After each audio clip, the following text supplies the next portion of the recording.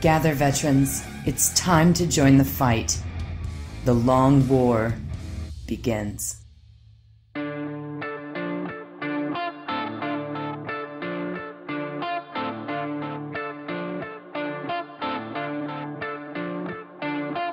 This is The Long War. I'm Robbie B, and joining me once again is my partner in crime, Kenny Boucher. What's up, dude? Yo, dog, great to be here. Feels kind of lonely out here, though.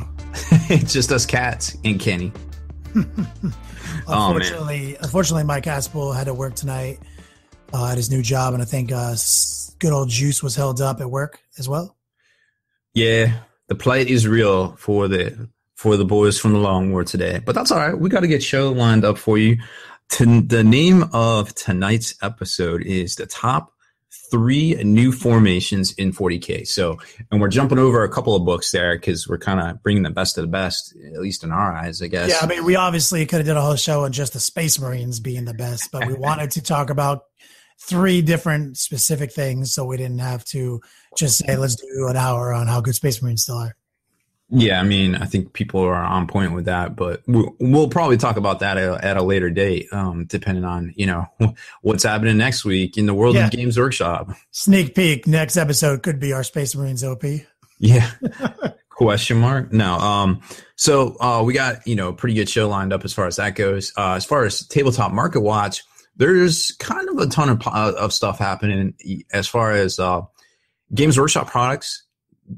Ridiculous amount of stuff coming out. Like, first off, this week, the Knight Renegade box is coming out. So that's that, 2 Knight box. You get 1 regular, 1 Knight Warden kit. And that's the one with the extra weapon sprue. So I think that one goes for like $143 or something. And then the regular one goes for slightly less. But either way, you get 2 Knight Titans and a set of terrain for like $200. So, as we've said before, most people will give you 20% off online, right? Yep. So, now you're talking like 160-ish, depending on where you're getting it from. Dieset.com right out the gate does 20% off. And if you're a veteran of Long War, you get an extra 6% off. Yep. He has pre-sold a ton of them, he was telling me. So, make sure you check him out for sure, because he's, center of the country. So pretty quick shipping, I feel like. Seriously. That's a great product coming out this week. There's also a Pelican case, the GW case. It's basically a climate controlled case with a pressure release valve. You might have seen the videos of it. Like, they run it over with a car, they hit it with a baseball bat, all that stuff. It's super tough. It's basically what the Army here in the States uses to put all their guns and ammo and stuff in and keep it safe. So, if it can hold a AR-15, it can hold a Knight Titan, I feel like, so, and keep it safe. If you can dodge a wrench, you can dodge a dodgeball. I think that's how it goes. So another great product from GW. There's also a really neat hobby kit that's coming out this week for $33. You get a whole bunch of little half-size paint pots, but whatever. It is what it is. They'll probably dry out before you get to them anyways. But it comes with clippers and glue and an X-Acto blade. Pretty much everything you need for only $33, which I feel like is a pretty good deal. That's a pretty good deal. So there's another, since we talked about that and the new Night box, I think that's a pretty interesting sneak peek, because I heard on Patreon, oh yeah, that if you subscribed to Spikey Bits, aka you, Rob Bear, and me, at a certain price point, which is the $5 per video for 20 videos. Yep, the $5 support level. Then you were going to send people out a Night Titan. Yep, start for next month. So start, pledges to come in this month into next month. That's a pretty good deal. I mean, you figure it's, half the price of the box, et cetera, and it helps support what we do here. Plus, you get a extra Cromlech kind of swag bag pack. Cromlech sent a bunch of stuff out to us to give out and review and everything. So we've been talking them up over the past couple of weeks, and we have more to do on that as well. So that's that's something pretty cool there. And then you've got your promotion as well over on your site or your Patreon page. Same kind of exact thing, except that it's at a different price level, because we're not per video. Next level Patreon, we're per month. So I'm soft releasing a new price point for $50 a month, minus the Patreon cut and the cost of shipping, domestic only. We're going to be sending out prizes to our $50 people, which is coincidentally right about the value after all fees of this new GW pay pod set with the clippers and everything. So that's basically what our goal is going into next month is all our $50 people are going to pick up that right out the gate. Yep, that's it's going to be super dope. So a lot of stuff going on out there. Oh, and newsflash, it looks like one of our favorite movies here on the Long War is going to have a third installment. It was just announced today. Bad Boys 3 coming to us in 2017. How do you feel about that, Kenny? I'm speechless. Somebody just texted me. They're like, "Yo, you can't say you're not going to make it a Bad Boys 3 anymore because there's literally going to be a Bad Boys 3 in a year." Now here's the kicker. Is Will Smith in it? Yeah, apparently so. I'm just kind of skimming over all the headlines right now. It says, "What is Will Smith's role? What will it be?" Well, he better be Mike Lowry, and he better be the most epic Miami PD detective of all time. Mike Lowry. Yeah, no, without a doubt. It looks like they don't even know. So February 13th. Mark your calendars. Bad Boys 3 on July. Wait. Where are they filming it? Tell me they're filming it in LA. And a Bad Boys 4. So they're doing 2 back-to-back. Tell me they're filming in LA. I will stand in line to be an extra for that movie. Cannot tell you. I mean, they're probably filming it in Miami, but if there's even a chance that they're filming in LA, I will go to the studio because I see lines of extras standing out here all the time. Well, Michael Bay's directing it, so doesn't he usually keep stuff there in LA? Isn't that like his thing? 1 second. I actually have Bonet here. I'm going to ask her. Bonet, if they were making a Bad Boys 3 and Michael Bay was directing it, even though the movie takes place in Miami, is there a chance that they would make it here in LA? Probably, because he's such a poser. He would do whatever. Is there a chance that I could be an extra in Bad Boys 3? And possibly Bad Boys 4. My baby is the most bad boy I know, so they're kind of stupid if they. You heard it here first. Kenny Boucher will be in Bad Boys 3. Put it in the calendars, 2017. Quite possibly 4. Damn. All right. Well, now we know. And no one's half the battle. So anyhow, the other half of the battle is violence. Yeah, most of it. It's 50% knowing, 50% violence.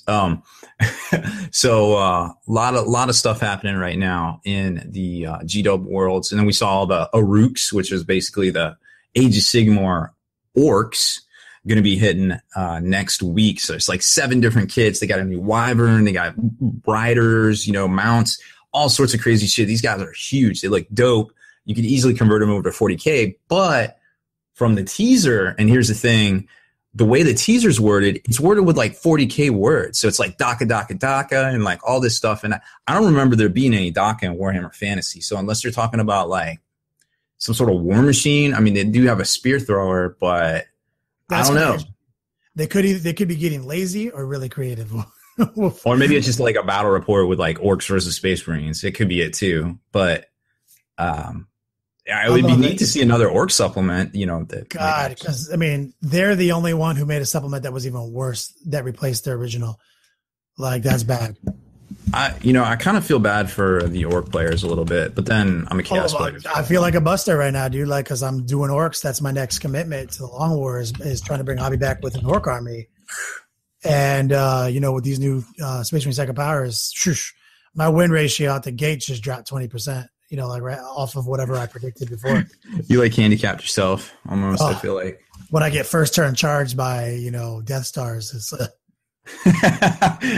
when Death Stars like teleport across the board and like assault you first turn. All of my stomp on the first turn of the game.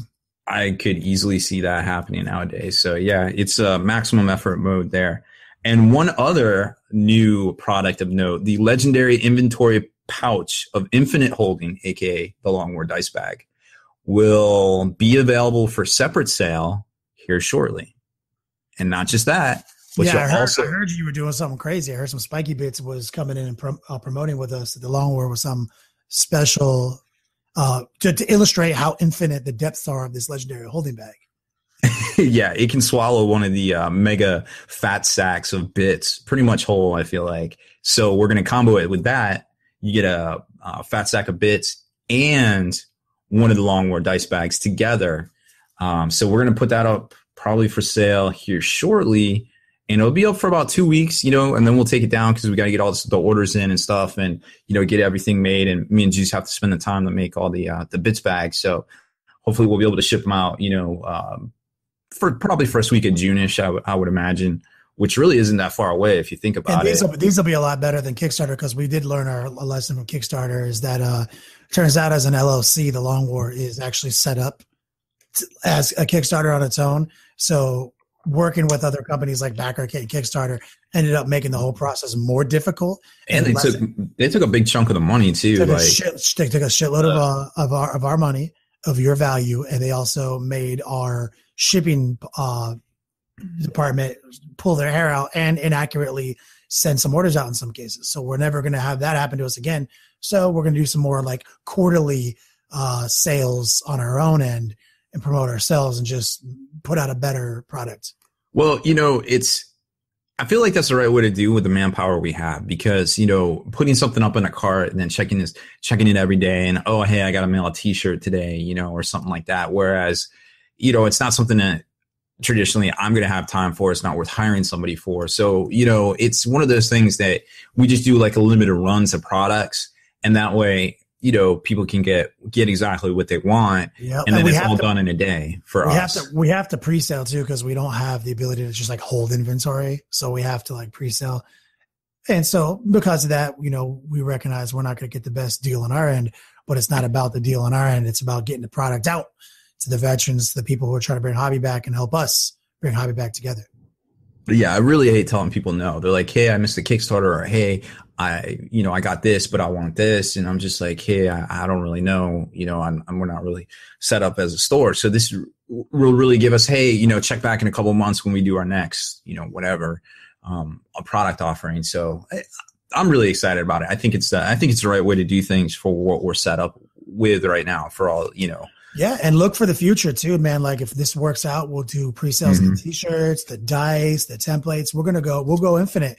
We'll just keep going every quarter if it works out, and just keep putting out cool products, cool swag, and change the colors, change the design every order, and come up with some cool stuff. Yeah, I'm all about like making it, exclusive, and making it like, something cool that you might not have been able to get before. That's what wargaming and, picking stuff up is all about for me, is like the exclusivity of it, and being able to put that out. Like, and we saw it with the bone dice versus the black dice. A lot of people were like, yo, I want them bone dice. Those are fresh. They did come out good. I was really happy about them. And it gives us opportunity to make things better. Like, remember, you re-rendered it so it just says the war. It says war on the bone dice, and I think that actually looks better than the long war on the black dice a little bit. Yep. So I mean, that's kind of like where we're at. Like special edition, different graphics, different colors. See different templates in the future, different shirts, everything. Just keeping it fresh. Doing kind of just switching it up, just learning from what we've done in the past and how to make things better and improving on the process. And speaking of which, the whole point to doing this too is because we're trying to bring new features, like you might've seen Kenny's got the Twitch channel. Well, we'll be able to do some live streaming of games. Kenny's got some opportunity out there to go guerrilla, do guerrilla cam stuff out there. I can do X-Wing games, but the problem is, you need a really good computer. You need a couple of cameras. You need, there's a thing called the C-stand, which basically can elevate the camera in a safe manner, kind of like a selfie stick, but one you don't have to hold the whole time. And so all this gear costs money. And I think we estimated it costs about, $700 to get everything we need to get Kenny set up to do that. So, some weeks me and Juice might be busy and not able to actually record content. So we'll be able to have more of a pad of fresh content for everybody over on the floor. And new content, like, we'll be bringing back the OG Battlecast, like doing some live streams from the Beats Lab. We'll be doing some Guerrilla Cam, meeting up with some of the other people in the community here in the West Coast, like Guerrilla Battle Reports from the West Coast. It'll be a whole new feature, and we're going to use this dice bag, bits bag combo as kind of a Kickstarter to pay for that idea. Yeah, I think it's definitely a good way to kind of kill a lot of birds with one stone, I feel like, as far as the company goes. So I'm stoked. So make sure I will try to get that set up next week. up on the site and do some posts about it. So be looking for that maybe here. Currently, between the whole company, we only own one dice bag. And currently it's en route in the mail. Yeah, and it was our one prototype, so we're going to need it for obviously the promotion work. So that's what we're waiting on right now. But I do think we are going to skip the webcast recap tonight because we are going to do an army list breakdown toward the end of the show. So we're going to need every second of tonight's show to cover all the formations and what we think about them. So I feel like we should cover our first formation before the commercial break and then come back in. Well, I think we should probably start with the Crimson Slaughter one. The one Agreed. That seems to be universally accepted as probably one of the more competitive-ish ones out of there. Not necessarily competitive in its own right. The only formation in the Crimson Slaughter supplement that is playable in a level that is considered somewhat competitive. So I know you're talking about the Cult of Slaughter. It's a formation that requires you to take 1 Dark Apostle and 2 to 8 Chaos Cultists. It is considered a Crimson Slaughter formation for faction. The special rules are units of Chaos Cultists from the Cult of Slaughter have leadership 10 while they're within 9 inches of formation's Dark Apostle. Is it called Cult of Slaughter or like Cult of the Slaughterer? Well, Cult of the Slaughterer. Yeah, I thought it was hilarious. It's Cult of the Slaughter. Okay, because it's Crimson Slaughter. Anywho. It's silly, but it's, yes. So you get, so minimum investment is 2 cultist units and 1 Dark Apostle. And what was that special rule? They are leadership 10 while within 9 inches of the formation's Dark Apostle. So that's pretty huge. First off, I've always looked for a reason to play Dark Apostle. Here's one. He has an aura of leadership, which is huge because, cultists are leadership 7 with the one guy that makes them leadership 8. Having them go to always leadership 10, huge. But that's not all. I think they have another cool special rule, don't they, Rob? I was muted. Yep, classic Rob Bear. We never have technical problems. No, not at all. So the one that I think is pretty huge, the special rule is Frenzied Horde. The cults of Slaughter follow their Dark Apostle unquestionably. At the start of each of your movement phases, so it's a little bit different. It's not quite it will not die. So it happens at the beginning of your turn. Roll a dice for each unit of Chaos Cultists in the Cults of Slaughter that is within 18 inches of the formation's Dark Apostle. That many slain models are returned to the unit. Each must be set up within the unit coherency and not within 1 inch of enemy models. Any models that cannot be set up are lost. So pretty standard fare there. But man, how good is that? Getting D6, potentially up to 8 D6 new guys back. I mean, depending on how many units you have and how many guys you lost. So obviously this pairs well with Demonkin, where you can check that apostle into a unit and give them some litanies of blood kind of stuff.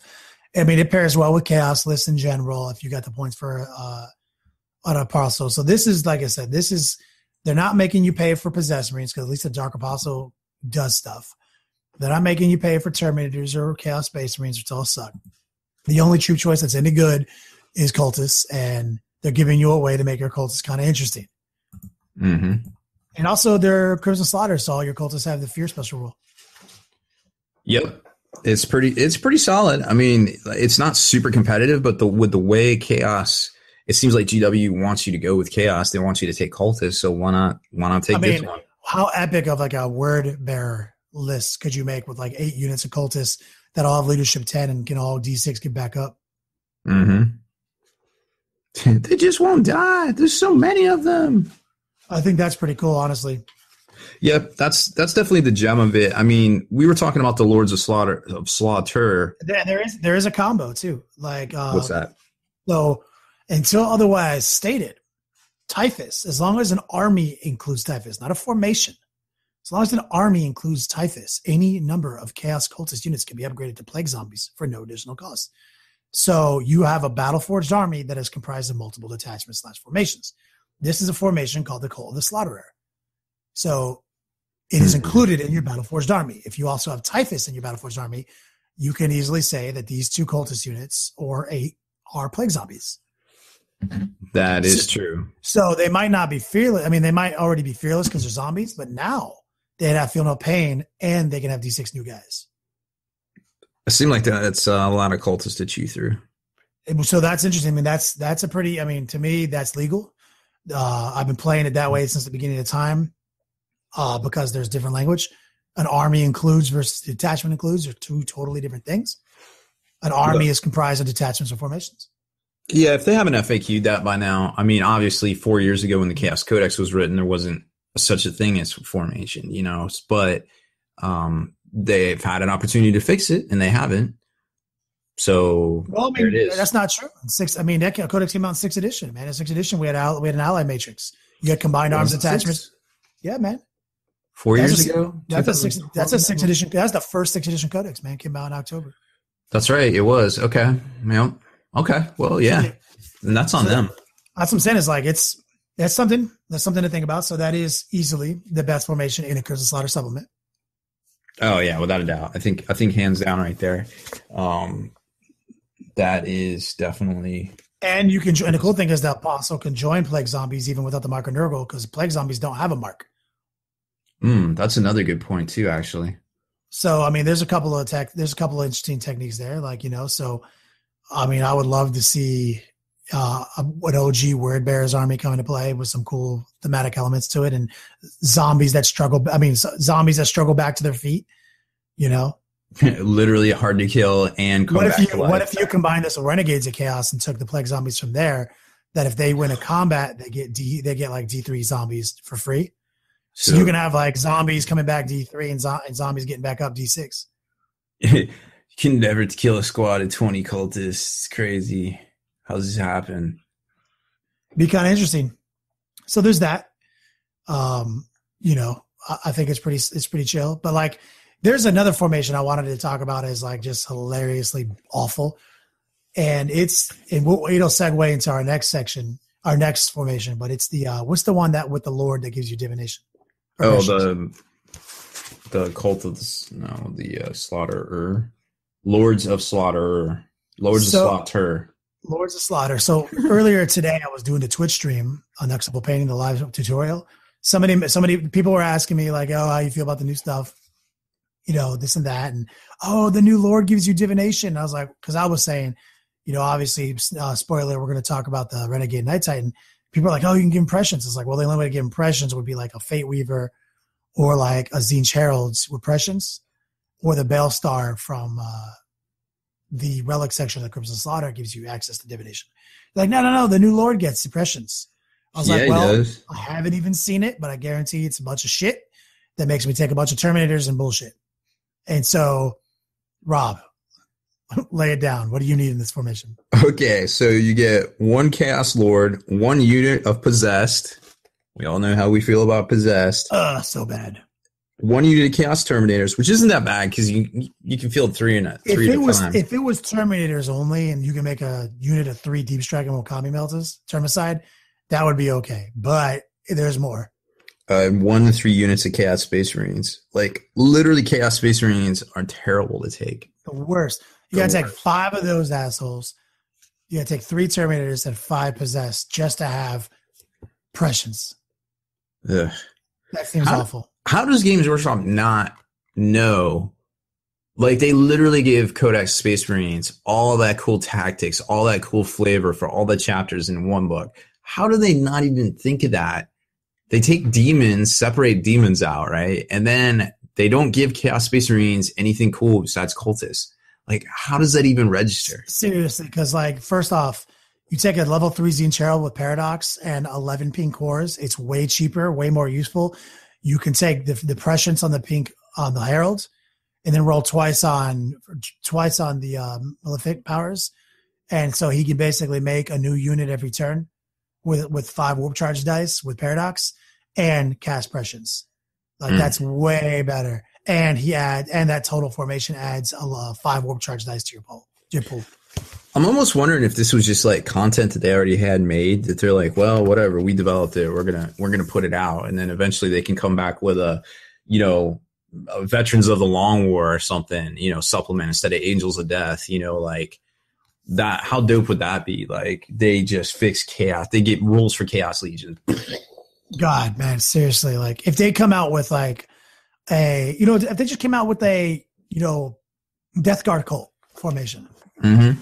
You know, something, man. Like all Plague Marines don't pay for all Plague Marines are objective secure and don't pay for their transports.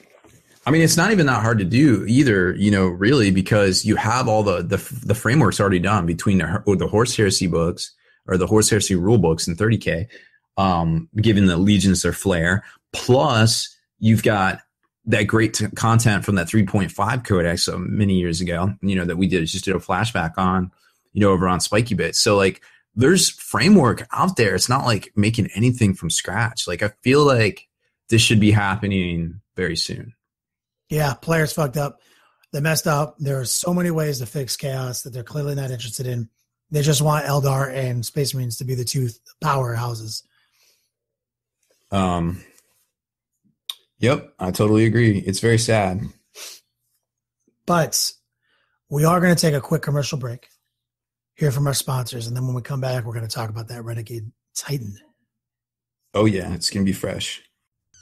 Dear veterans, quickly, make your way to thelongwar.net and find out how to reap your hard-earned spoils of this long war. For our allies at secretweaponsminiatures.com have rewarded us all with an extra 10% discount on all Secret Weapon Miniatures merchandise. So stock up, dear veterans, and enjoy.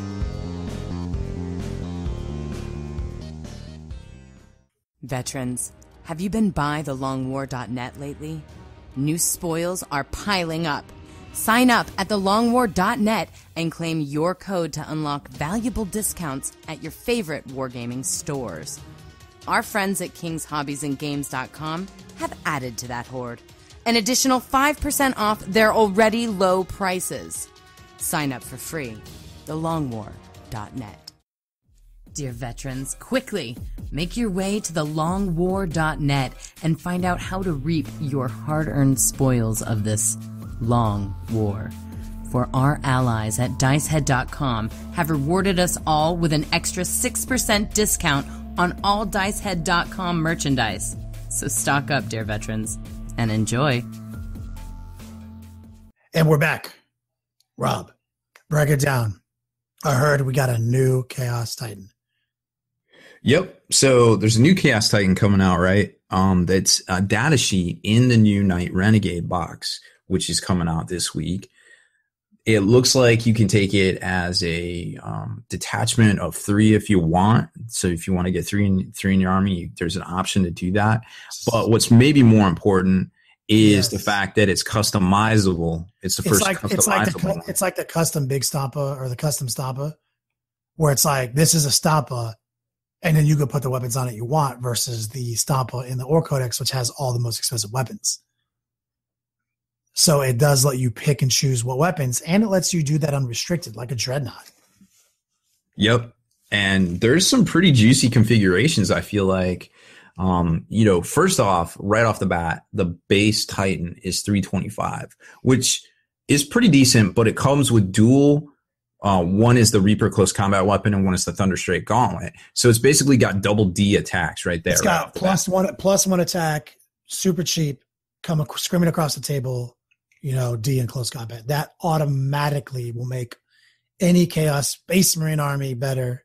Yeah. No matter what. Like let's say you play some shitty Chaos Space Marines and Rhinos and some Raptors, but now you have this guy in your army. Mm-hmm. I mean, he instantaneously, just one makes any Chaos Marine army good. Demons also supposedly get them, so you know you can do shenanigans with Be'lakor. I mean, I would say right out the gate, you know, if you were playing like an ITC or anything, it doesn't even matter what format you play. If you were playing Chaos and you were used to playing like a meaty Chaos Lord, drop him, replace him with this guy, take whatever Chaos units you want, and ally in, like we said previously, Tzeentch Heralds, level 3 Paradox, and 11 Pink Cores. You know, now you can make a new unit every turn. You can throw juicy second powers on this guy like Prescience, you know, and make him kick ass. Yeah, even the ignore cover special rule on him would be you can't. That's for the Psyker and his unit. We're not Space Marines where we can just throw that. Yeah, shit. Forget. God, I'm so spoiled now. Yeah, we can throw that around, but it doesn't stop there because he does get access to every shooting weapon. And there's a caveat to that. Well, I mean, the cool thing is, you can take 2 of the Gatling guns, or you can take 2 of the battle cannons. You can replace both of your weapons for any configuration. And it's not bad points. I mean, it's 60 points each, so it ends up being what, 120, 445. 445 for 20. Or no, one's 50, one's 50, 160. So it's only 110 actually. So what is that? Strength 6, 435. rending AP3 for the Gatling. Yep, 12 shots, or you can get 24 if you double it up. 24 strength 6 AP3 rending BS 4 shots with prescience. And throw a missile pod on top. That Storm Strike one, right? Yo, dude, that guy is a fire base. So that's obviously the crowd fave configuration right now. But I honestly think the more tactical configuration is the battle cannon and the Gatling gun, because now you can double battle cannon a unit out that you caught slipping, and then clean up the last 3 guys with the Gatling gun. Yeah, and it's like we talked about in the past, definitely. You have that Helldrake, and the Helldrake throws out that flamer, but there's always the one guy that rolls his like covers, or is invulnerable or whatever, and he's just left there, and you're like, man, now I need like to actually dedicate shots against him. Well, same thing, you hit something with enough battle cannon shots, there's always going to be dudes sitting there, and then you just Gatling cannon them down. Even better, 2 Helldrakes and this guy with double Gatling guns. Both Helldrakes come on, they burn up their units, and he fires 1 Gatling gun to finish off this squad and 1 to finish off that squad. There you go. That's the Long War Strike package right there. There it is. Make a GW, package it. The Long War Strike package. 2 Helldrakes and a Renegade Titan. Make it a formation even, shit. To make it a detachment. Yeah, seriously, it's ridiculous, because that would work. That's like, I would play this, like I said, like there's a million ways to play this guy. You could play 3 of them. If you play all 3, I think you get Preferred Enemy Imperial Knight. Yeah, that's the Oathsworn special rule. I mean, shit, you can take 3 double Gatling. I mean, just go crazy. Well, remember too, like, that would be a lot of firepower. And that's it's under 1,400 points. But even if you take them stock with the double Ds, that's under 1,000 points right there. Like 975, no upgrades. But I mean, you can literally take 3 of them. Right. And how many points did you say 3 of them were? 975, just stock. No, how many points are 3 with the double Gatling gun? 435. So it'd be 1315. 1305. Then 1305. Then you can take a demon cad or ally, even, because you can take 2 for 1. But I would just take a demon cad, and you can take 3 Tzeentch Heralds. Right. Oh, with all sorts of upgrades. Dude, so you could take 3 Tzeentch Heralds that are all level 3, right? You could take like a block of like you take like a Nurgling Swarm and a block of 16 Horrors. You take the Paradox. Okay. And that's like 1676, right? That sounds about right. That's like 12 Warp Charge points. 3 Presciences out on the table to try to prescience these guys in some configuration, right? And you can make a new unit every turn. And you can then from there, you can just keep adding Horrors. Like units of Horrors. So you can basically do like, 3 units of 11 Horrors, a unit of 16 Horrors, 3 Tzeentch Heralds, all level 3, 1 with the Paradox, and these 3 Titans with, with 24 strength 6 AP3 rending shots each. Make a new unit, guaranteed. If you roll 5 dice on the Paradox to summon, that's a new unit every turn. So you can make a new unit of Horrors every turn, or whatever. Make a new unit every turn. Pow, pow, pow. Just cranking it out. You might even be able to combine this with the what's the host? What's the Tzeentch formation? Oh, the Warflame host? You might even be able to pair this with Warflame host and just go bananas. Depends on what you put in there. Those dudes are 50 points for the Super Herald. How many Heralds do you have to take minimum? Not the Herald. I want to say it's like 7, but you can take that one dude that's 50 points. The Exalted. Can you take any? You can't take any Horrors, or you can? I think they're interchangeable. Where's my? Because that would be that'd be an interesting list. Everything I need is out of arm's reach, and it's in the closet, so it's not happening. But it's possible. Yeah, we can crunch some points on that one. Yeah, 72 72 strength 6 AP3 shots, some combination of twin links coming across the table, shitting on you while making new units every turn. I think that's pretty good. That's good.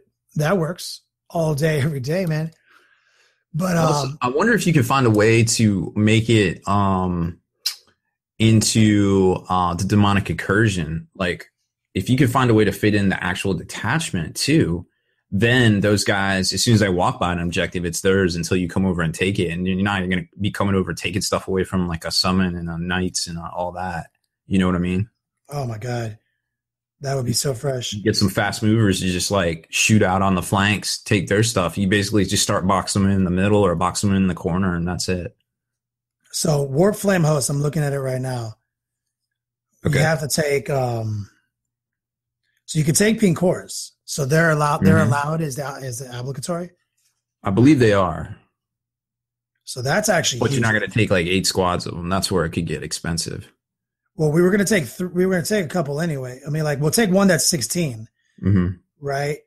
Because you want that awesome level 3 squad, right? Right out the gate. And then the Exalted Flamer of Tzeentch, he's a psyker, right? He is a psyker. You probably have to take 9, right? It's probably 9. Because that's their number. Okay. So that's he's 50 points. What kind of psychic powers does he have access to? I think he's Warp Charge 1, but he gets Tzeentch and Divination 2, I believe. Let me just go grab the book. Hold on. That's an interesting that's super gangster. I'll tell you right now that is you have to have a leader in your formation. So are heralds available? I hadn't downloaded my my EPUB over to mine. Oh yeah, you can take a Herald of Tzeentch as your leader. Yep. And he can take the Paradox. So that formation is literally only 664. That's not too bad.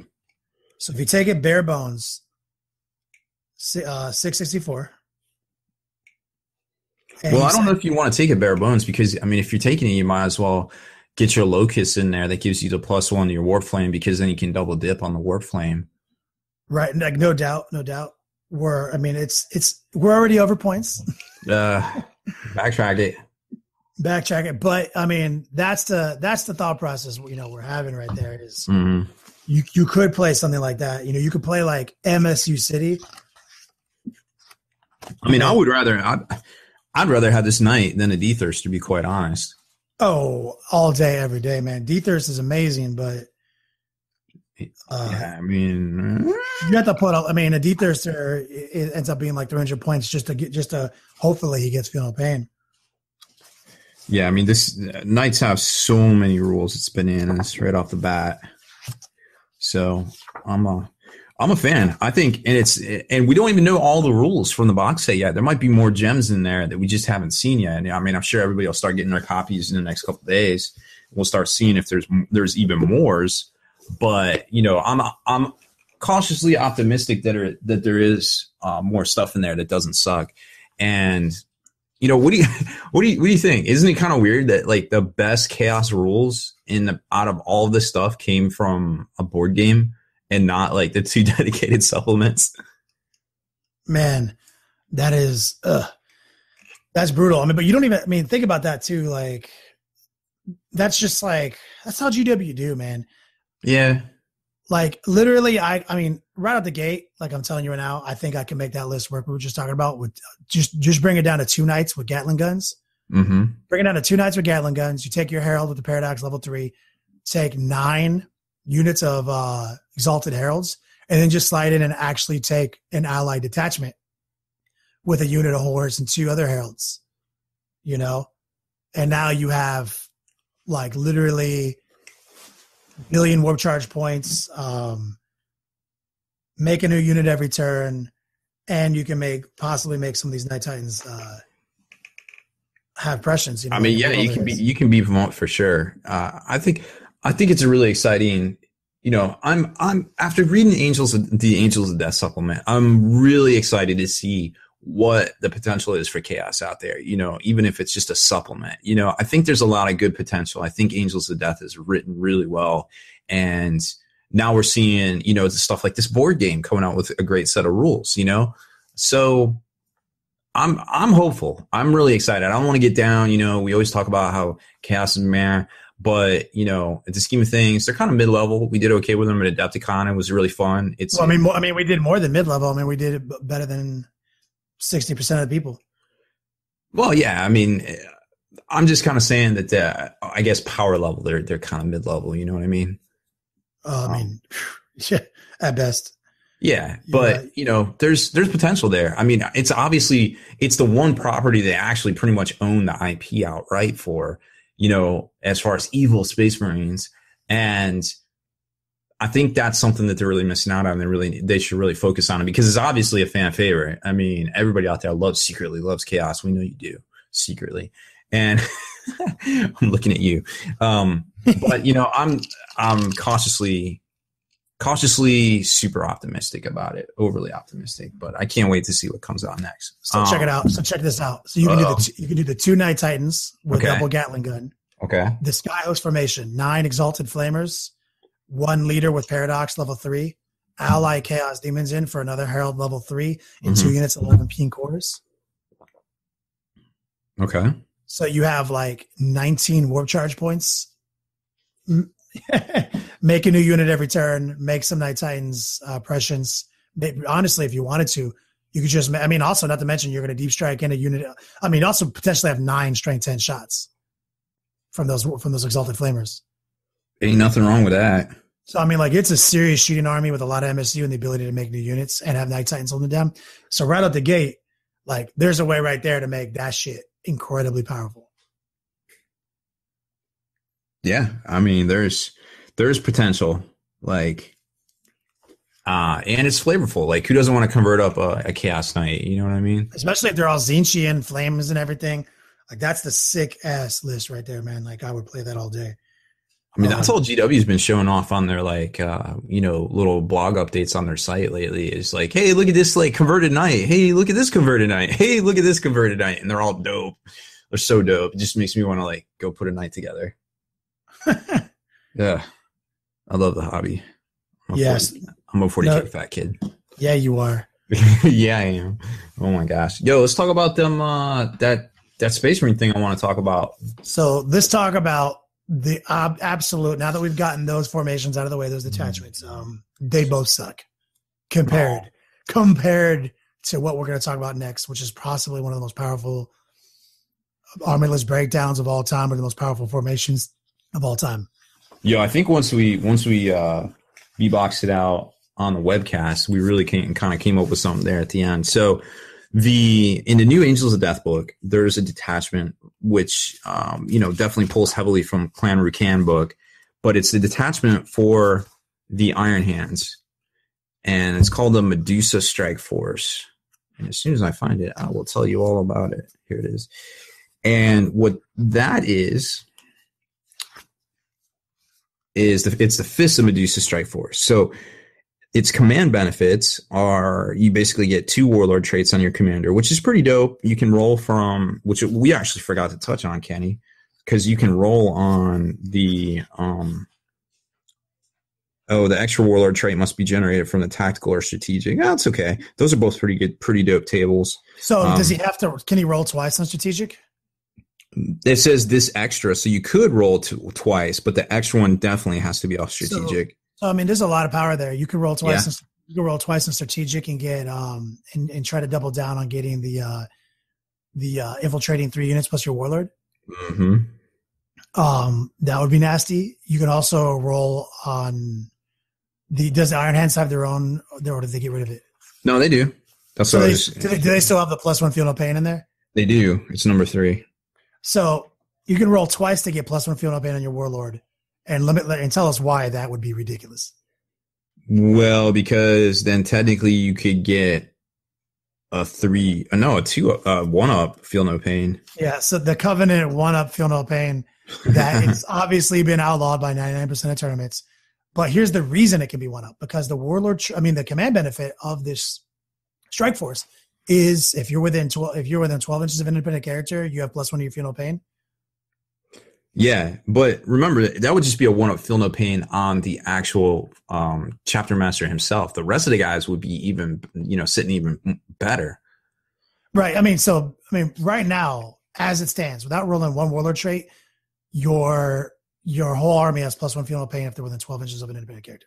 And that's on top of the already +1 Feel No Pain from Iron Hands. Chapter 10. From just being so that's +2 right there. So like any guy who's, you're talking about a guy out in the open with an independent character near him has actual 5-up Feel No Pain. Which is old school. So good. Yeah. So good. I love that. And then once you start stacking it with the command squad, the Northesium, you're another +1. Yeah, but let's break down before we talk about like how amazing the list can be. Tell me like what my taxes are. Like what are all the bullshit items I have to buy to get this available to me? All right. Well, we just talked about the command benefits. So the first one is the extra warlord trait. The second one is reject the flesh, embrace the machine. Models in this attachment, add 1 to Feel No Pain roll within 12 inches of an independent character. And then also rouse machine spirits. Vehicles in the Fist of Medusa Strike Force have power in the machine spirit special roll while within 12 inches or while carrying an independent character from this attachment. So it may not come into play in this list because it's just a lot of transports, but it's something good to know, I feel like. So the core choice for this Fist of Medusa Strike Force. Oh, hit me with it. I know it's horrible. I know it's like going to outweigh the benefits. What is it? Is the Battle Demo Company from Codex Space Marines. Wait. The objective secured one. You mean the all objective secure, incredibly well pointed, one of the best formations that's ever come out in the history of 40k ever? Yeah, the half of a Decurion, or the half of a Gladius, rather. So what do they get? Well, so a Demi Company has its own thing, doesn't it? Right. So a Demi Company consists of 1 captain or a chaplain, 0 to 1 command squad, 3 tac squads, 1 either assault squad, bike squad, attack bike squad, speeders, or Centurion Assault Squad, and a Devastator or Centurion Devastator Squad. And then, of course, you can get a Dreadnought, but we all know how we feel about Dreadnoughts here in the Long War. The special rules are objective secured and tactical flexibility, which lets you get access to, the tactical doctrine once per game. So you're required to take essentially a captain, 3 tactical squads, and this is how people run it. You run a captain, 3 tactical squads and rhinos, because you get free rhinos and Gladius, but not here. And everyone runs like a Devastator squad in a rhino. It's the same points as a tactical squad. And most people run like a land speeder. And that's all you have to take. Mm-hmm. But aren't there other like auxiliaries that are available to you? There's auxiliaries and there's also addition twos. So you can take 1 to 2 cores, which we just talked about. You obviously take the Battle Demic Company. You can take auxiliary, and probably the best auxiliary here would be the 10th Company Task Force, which is the Scout Bikers. But additionally, you can take a Librarius Conclave. Yep, and 0 to 3 commands, and one of them being Librarius Conclave. And I hear psychic powers are good these days. Yeah, I heard that's good. So you can right out the gate, you have access to the deadly Librarius Conclave. You have access to the 10th Company Task Force, which if you don't know why that's good, we'll tell you here soon. But also when you open up the Demi Company and it has the things you must take and the things you may take, aren't there other things in there that might be helpful to us? The Battle Demi Company? Yeah, so you go to the Battle Demi Company, you must take a command, which is like your captain. Mm-hmm. And you must take 3 tacticals. Now you must additionally take one of the heavies and one of the fasts. So which you can take bikers, you can take attack bikers, assault squad. But there's some other elements in there that you can take, like the Dreadnought, and additionally a command squad is another thing you're allowed to take. A command squad. Well, we all know what you can do with a command squad and a chapter master. So captains can be upgraded to chapter master. So there's your chapter master with a Gorgon's chain. Mm-hmm. That's ridiculous. Now you can take, and he's objective secure, I might add, all by his lonesome. Now you can take a Biker Death Star command squad right there in the inside the Battle Demi Company, which is also objective secure. And additionally, here's some free bonuses. They have that tactical flexibility. They can take the doctrines. The assault doctrine or one of the doctrines that lets you one what I think the tactical doctrine is like all tactical squads reroll miss hits and everybody else rerolls ones to hit.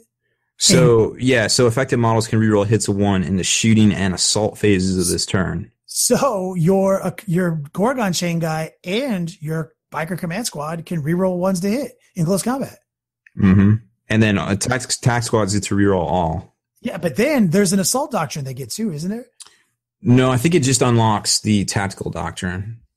Okay, which is the first one. So you get into close combat with somebody now, you get to reroll ones to hit. So that seems good. That's for free. Your objective secure. Yeah, for free is good. That means when you Voltron out later in the game, like your chapter master's objective secure beast, ridiculous. And for anyone who doesn't know what the Gorgon chain does, the Gorgon chain is basically one of the most amazing pieces of wargear ever, where it gives you a 3+ invulnerable Eternal Warrior and +1 feel no pain on your first wound. So now you're at a 2-up, feel no pain. Without trying anything. If he's tucked into an apothecary and infused squad, he's at a 2-up, feel no pain. That's pretty good. That is freaking amazing. So now we're to the point where we're going to break down an army list that might be the greatest, most unbeatable army I've ever even heard. Well, one other thing to note too is that because they are Iron Hands, all of your characters have it will not die. It will not die, and your vehicles also have it. So pretty dope. So here we go. The Fist of Medusa Strike Force. We take a battle debit company like we talked about. Without a doubt. We'll take the battle debit company. You take the captain who's upgraded to Chapter Master, who's this unbeatable Gorgon chain guy. We give him a Lightning Claw and a Power Fist because he doesn't have a Shield Eternal. So he has extra attacks. The dude has 6 attacks. Right? He's a beast. He's like 255 points. So he's required, right? Then we also take the 3 attack squads in Rhinos required, the 1 Devastator squad in Rhino required. So we got 4 Rhinos objective secure, scooting around doing what they do. Now we're going to take in a solo attack bike. The reason is, outside of the fact that he's objective secure and everything will become clear later, we are done with the battle debit company after we put in the now not required element of a command squad on bike, apothecary, all storm shields, all power fists, coming in at 280 points. So now you have a unit of guys who, because they're near the chapter master, have 3 up, feel no pain. They have 5 up, +1 for the chapter master, +1 for being Iron Hands. So this is a whole unit of guys with a 3 up invulnerable, 3 up, feel no pain. Plus a guy at the front who has a 2 up armor save and a 3 up invulnerable with a 2 up, feel no pain. Then we take a command auxiliary, Librarius Conclave. Going to take 4 level 2 librarians, 3 of them on bike, 1 with a jump pack, so they can keep up with the unit and they move 12 inches. That's 8 rolls to get 1 special psychic power, which I'll tell you about in 1 second. Then we take an auxiliary. We'll take the 10th Company Task Force. 10th Company Task Force, we're going to take 1 unit of scout bikers and 2 units of scout on foot. This will become clear to you why we do this in a second. We take one more thing. We take an ally choice, Sisters of Battle. You heard it here first. We're going to take an HQ, St. Celestine, and we're going to take 1 troop, 5 sisters in a rhino. So total, count them, 5 objective secure rhinos. 1 of them is sisters, 3 of them are the clan, 3 of them are Clan Racken. We'll take St. Celestine as our HQ. Possibly one of the most underpointed, most abusive HQs of the game. At 135, she has a Strength 5 AP2 weapon in close combat, a flamer. She's on a jump pack. She's got high initiative, and she has hit and run. Probably the most important thing right there. But additionally, she has a get out of jail free card. She has the Litany of Faith, leadership check. If she dies at the start of her turn, leadership 10, she's back on her feet. She gets to die once for free. She's like one of those cultists from the other squad. She is so good. Yes. Oh my God. So obviously what we're trying to roll for is what the Long Wars coined the shake and bake psychic attack, which is called in real life, what, Rob? Electro displacement. That's a level 2 power, War Charge 2 power. And it's the one that lets you pick a friendly unit within 24 inches, pick one guy out, swap him with the Psyker, then take all his guys out of his unit, surround the Psyker, take all the old guys out of the unit, surround the guy you swapped with, essentially letting you move 24 inches for free. Additionally, units may still engage in an assault afterwards, and if the unit was locked in close combat that you switch with, now you're locked in close combat. So This is where the 10th Company Task Force comes into play. 1 unit of scout bikers. They get to infiltrate and scout. So if you go first, you get to put this unit of scout bikers 1 inch away from the enemy, toe drag a guy back 24 inches, or toe drag a guy back if you have to. But the super unit, the Death Star with its 4 librarians, gets to move 12 inches first. It gets to go up 12 inches. You get to pre-measure the shit out of everything. Make sure you're within 24 inches of the scout biker unit. Then, with your 8 rolls to get this 1 power, which you should always have, you get to cast this power at a 2-up. So an average of 10 or 11 warp charge dice, you have this power. That's 10 or 11 2-ups. Impossible to dispel. You switch places with the scout biker unit and you assault your enemy on turn 1 with a Death Star that has a guy who has 2-up Feel No Pain and 3 up invulnerables who's Eternal Warrior, and a whole unit of guys who have a 3-up invulnerable and 3-up Feel No Pain. They charge you turn 1 with St. Celestine in there too to give them hit and run so they can never get bogged down. Oh, that's so brutal, dude. Like, it's such a toolbox. Like, you can do so many different things. You have so many answers for so many different things. I mean, additionally, you're right, we do. But there's more, man. Like, you have 8 psychic powers. You can easily get the psychic power you want when you burn through 4. Oh, yeah, and then you just go for buffs on the squad. Like, anything to get that feeling pain solid. Or if you get endurance on the unit too, if you can get Shake and Bake plus endurance, the entire unit has 2-up Feel No Pain. You're talking about an entire unit of guys with a 3-up invulnerable and a 2-up Feel No Pain. The entire unit. And the best thing about the Librarian's Conclave is these guys all have 3-up Feel No Pain. So when you throw like 11 dice to make this power unblockable, and you take a perils and you take a wound, you get to take a 3-up Feel No Pain against it. Then an it will not die, and then you just change the channeler in the Librarian's Conclave to a guy who wasn't wounded. You will literally never lose a guy to casting these psychic powers. So to recap it, you have an unblockable first turn charge from a Death Star that is unkillable. And some people say, like, well, I'll just take the Keylexis Assassin. Okay. Last time I checked, the Keylexis Assassin only had a 12-inch range, and all the Psychers in my army moved 12 inches. So smash. So I feel like it's unblockable, literally unblockable. You can't stop this from happening. These guys, and you can't even alpha strike me. Like, and this comes back full circle to the reason why we took an attack bike. We have 2 units of scouts who infiltrated into a piece of terrain. You put them on flanks in the battlefield and positions hidden where you feel like you might need to electromagnetic displace to later. Your scout bikers, they go up if you go first to get the first return charge. Or you infiltrate, scout them to a hidden position if you don't go first.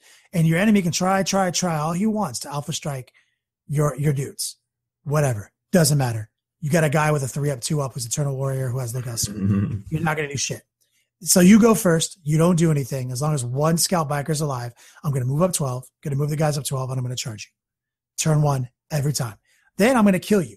Or you're going to bog, or I'm going to charge some fucking, blob squad. Then I'm going to hit and run out. I'm going to electromagnetic displace back to one of my other tucked away scout units and charge something on the flank. Then I'm going to do it again. I'm going to do it the whole game. You know what I'm saying? And have hit and run to get me out of every situation. Then at the end of the game, I'm going to break the Death Star apart and put an objective secured chapter master on an objective, put an objective secure command squad on an objective, put an 3 objective secure or 4 objective secure rhinos on objectives, plus a 5th one. Literally, it's got all the MSU you can hope for, all the objective secure you can hope for, all the unkillable elements you can hope for, and all the kill power. We talked about it last episode, Rob. What are the 3 fundamentals to winning missions in 40K in this meta? Well, you gotta have the ability to move around the table. You gotta have the ability to MSU out, and have smaller squads to take things, and you just gotta be able to take fire. You gotta kill. So you have to either kill units, or kill or be resilient, I guess, or not be killed. You have to kill or not be killed. You have to be able to move fast, and you have to have the ability to hold objectives. The reason Eldar is so strong is because simply by accident, they just kill everything. While simultaneously, it's like, oops. Yeah. Oops. There's 150 shots. While simultaneously, the entire army moves faster than it should and is incredibly cheap. So they get to be everywhere, have MSU, and kill things. but they don't. I wonder if the developers were like, well, we got this new psychic power coming out where Space Marines can reroll their armor save, so Eldar's not going to be a big deal. And then like a year later, it comes out like, yeah, like I don't even. Yeah, we don't even like. We're not even talking about like what happens on that unit if you just keep. So what discipline is the reroll power, reroll armor save on? That is not Fulmination. That is, I think, the first one, the Librers? Yeah, it's Librers. I mean, if you wanted to get stupid, I mean, you can have 3-up invulnerable, reroll 3-up invulnerable, 3-up Fatal Pain. 3-3-3. And even the chapter master would have it too. That's better. Like, he would have a 3-up, 3-up, 2-up. The whole squad have a 3-up, 3-up, 3-up. Like, literally, it can't be killed. So that's one fundamental. We have a unit that can't be killed. Now, we've broken the game by giving this unit the ability to kill. Because that's the problem with Death Stars. It takes them 2 turns to kill. I'm killing units every turn for turn 1. So now we have Eldar-like destructive power, Space Marine-like Death Star ability, Eldar-like objective secure with the Demi Company, and with electromagnetic displacement, Eldar-like movement with our Death Star. We have super solid. All 3 of the fundamentals of winning missions in Warhammer 40k 7th edition. The game is not ready for this. This army can't be beaten. Like, I don't play an army that can beat this army. There's no way to beat this army. No, I'm just looking at the other powers on here, and I literally wouldn't roll on anything else on the new charts. Like, once you get electro displacement, you can pretty much switch to, like you were saying, like Biomancy, or if you want, but you know what? Biomancy's dead to me. Biomancy's dead to me because you can take Fatal Pain away, but you can't take reroll vulnerables away.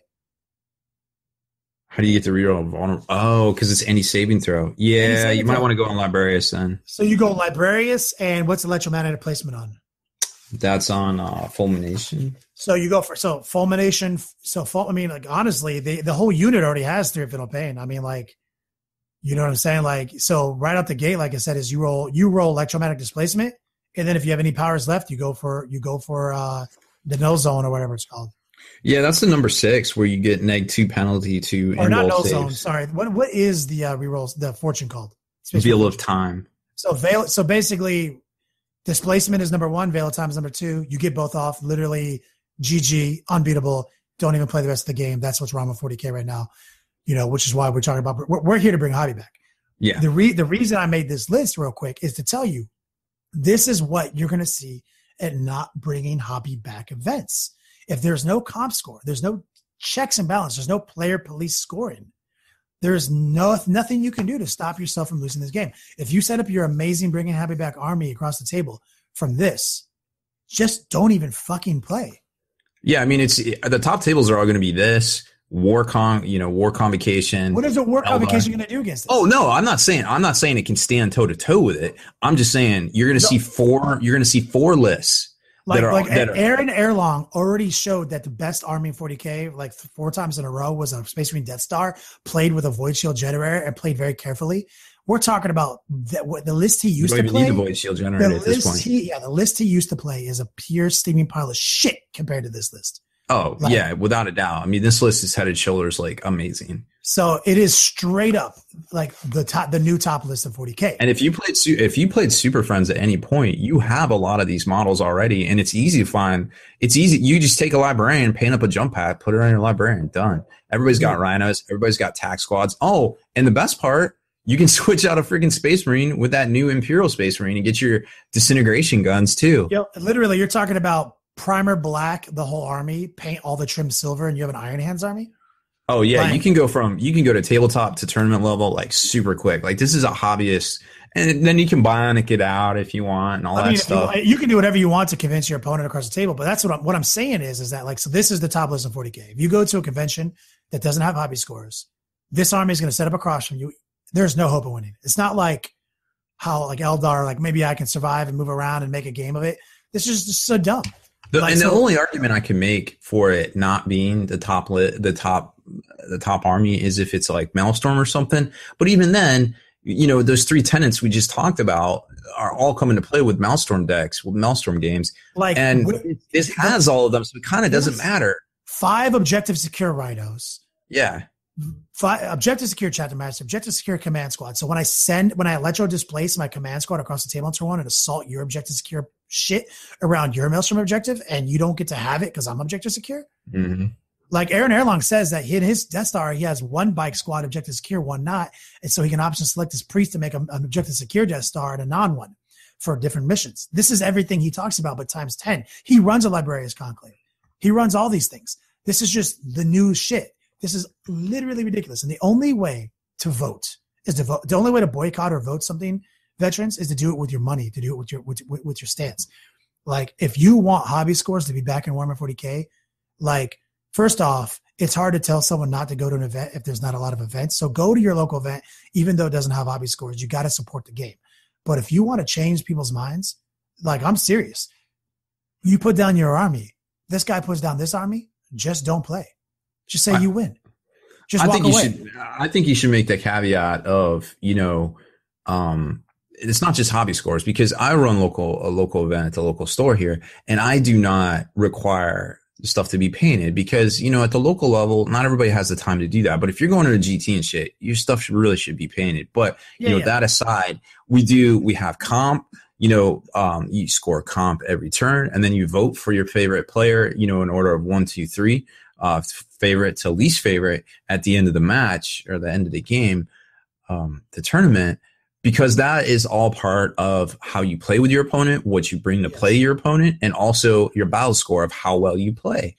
Yeah, and if you go to longwar.net here real soon, we're going to have an entire tournament resource pack available to you with missions, everything, new systems. Like, literally, you need to convince your local people starting there to run hobby scores. Like that, like hobby scores fix the problem of the list we just designed. Because you can bring that list if you want, but you're going to lose. So after you don't win 4 tournaments in a row, but you got max battle points, you're going to just bring something else. And because you want to win, because obviously you didn't play this list not to win. That's the first step. Convince the local scene to bring hobby scores back. The second point, though, is you got to put your money where your mouth is. You can't just keep going or supporting or propping people up who are destroying the hobby.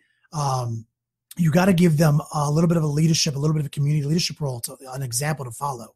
So if you just engage in the destructive behavior that is ruining the hobby, you're just enabling the destructive behavior. You have to stand up. Yeah, and I think, I think the reason we got to that point, and you can't really say, this isn't Magic cards. You just don't open packs and get cards, and you just play with the cards. Like, this is a freaking hobby. You put these toys together and you paint them. Like that, there's a hobby aspect to this game.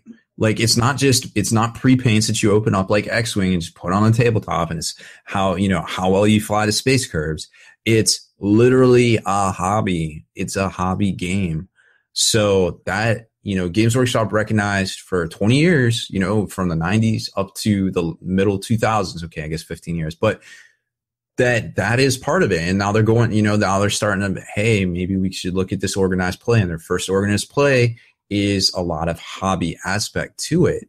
So who knows what we'll see in the future. I mean, obviously I'm hopeful for getting back to the way things used to be, but don't forget. No, we're not going to wait. I'm cautiously optimistic, but I'm not going to wait for them to fix it. Yeah, I mean, we already have the resources in place, with the Long War Doubles packet. I just got the stuff from Adepticon, the PDFs that they did it all in the Adepticon format and the separate sheets, scoring sheets and things. So we'll share that with everybody here as soon as the cats can get it posted up. But like Kenny was saying, hobby is part of what we do, and that cannot be stated enough, I feel like, so like a big point here too is that, like, there's a lot more of us than them. And what I mean by that is casual hobbyists, people who love the game. And casual doesn't mean weak.